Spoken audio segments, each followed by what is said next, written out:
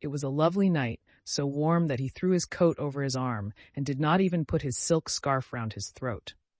As he strolled home, smoking his cigarette, two young men in evening dress passed him. He heard one of them whisper to the other, "That is Dorian Gray." He remembered how pleased he used to be when he was pointed out or stared at or talked about. He was tired of hearing his own name now. Half the charm of the little village where he had been so often lately was that no one knew who he was. He had often told the girl whom he had lured to love him that he was poor, and she had believed him. He had told her once that he was wicked, and she had laughed at him and answered that wicked people were always very old and very ugly. What a laugh she had, just like a thrush singing, and how pretty she had been in her cotton dresses and her large hats. She knew nothing, but she had everything that he had lost. When he reached home, he found his servant waiting up for him. He sent him to bed and threw himself down on the sofa in the library and began to think over some of the things that Lord Henry had said to him. Was it really true that one could never change? He felt a wild longing for the unstained purity of his boyhood, his rose-white boyhood, as Lord Henry had once called it. He knew that he had tarnished himself, filled his mind with corruption, and given horror to his fancy, that he had been an evil influence to others, and had experienced a terrible joy in being so. And that of the lives that had crossed his own, it had been the fairest and the most full of promise that he had brought to shame. But was it all irretrievable? Was there no hope for him? Ah, in what a monstrous moment of pride and passion he had prayed that the portrait should bear the burden of his days, and he keep the unsullied splendor of eternal youth. All his failure had been due to that.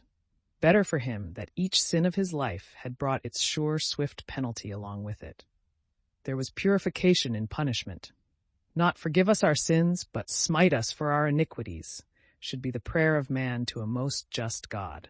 The curiously carved mirror that Lord Henry had given to him so many years ago now was standing on the table, and the white-limbed cupids laughed round it as of old. He took it up, as he had done on that night of horror, when he had first noted the change in the fatal picture, and with wild, tear-dimmed eyes looked into its polished shield.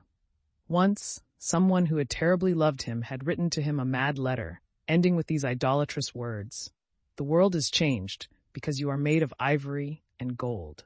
The curves of your lips rewrite history."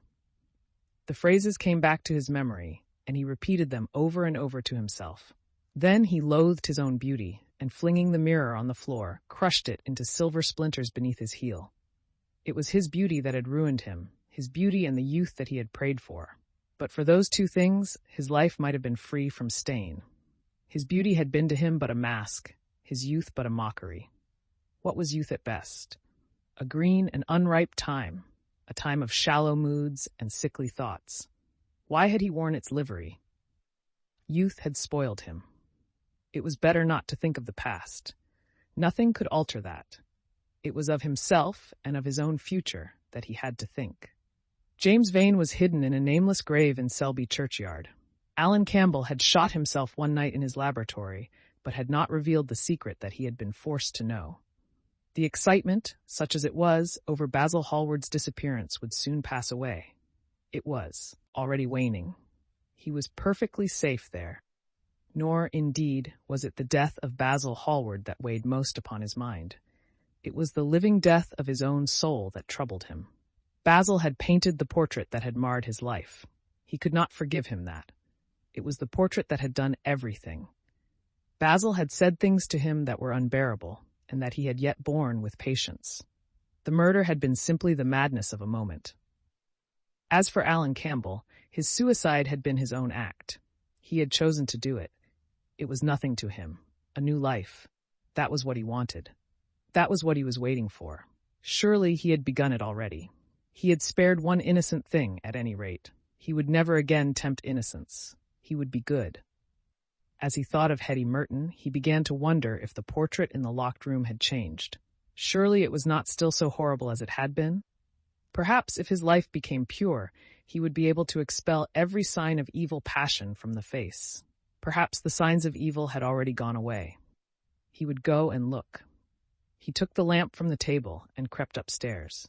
As he unbarred the door, A smile of joy flitted across his strangely young-looking face and lingered for a moment about his lips.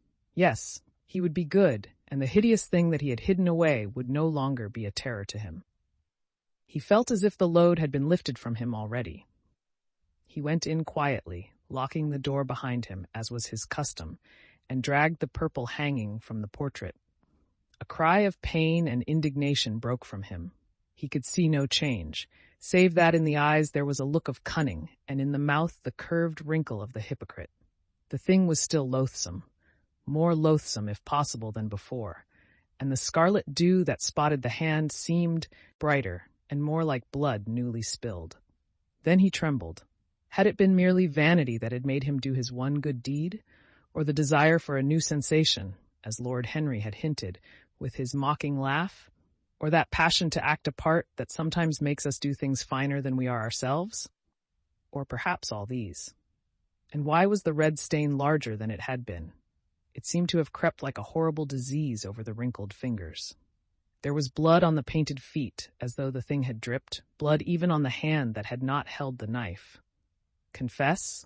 Did it mean that he was to confess? To give himself up and be put to death? He laughed. He felt that the idea was monstrous. Besides, even if he did confess, who would believe him? There was no trace of the murdered man anywhere. Everything belonging to him had been destroyed. He himself had burned what had been below stairs. The world would simply say that he was mad. They would shut him up if he persisted in his story.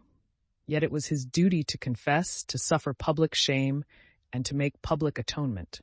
There was a God who called upon men to tell their sins to earth as well as to heaven. Nothing that he could do would cleanse him till he had told his own sin. His sin? He shrugged his shoulders. The death of Basil Hallward seemed very little to him. He was thinking of Hetty Merton, for it was an unjust mirror, this mirror of his soul that he was looking at. Vanity, curiosity, hypocrisy. Had there been nothing more in his renunciation than that? There had been something more. At least he thought so. But who could tell? No, there had been nothing more. Through vanity he had spared her. In hypocrisy he had worn the mask of goodness. For curiosity's sake he had tried the denial of self. He recognized that now. But this murder, was it to dog him all his life? Was he always to be burdened by his past? Was he really to confess? Never. There was only one bit of evidence left against him. The picture itself. That was evidence. He would destroy it. Why had he kept it so long? Once it had given him pleasure to watch it changing and growing old. Of late he had felt no such pleasure. It had kept him awake at night. When he had been away, he had been filled with terror lest other eyes should look upon it. It had brought melancholy across his passions. Its mere memory had marred many moments of joy. It had been like conscience to him. Yes, it had been conscience. He would destroy it. He looked round and saw the knife that had stabbed Basil Hallward. He had cleaned it many times till there was no stain left upon it. It was bright and glistened. As it had killed the painter, so it would kill the painter's work, and all that that meant. It would kill the past, and when that was dead, he would be free. It would kill this monstrous soul life, and without its hideous warnings, he would be at peace. He seized the thing and stabbed the picture with it. There was a cry heard, and a crash. The cry was so horrible in its agony that the frightened servants woke and crept out of their rooms. Two gentlemen, who were passing in the square below, stopped and looked up at the great house.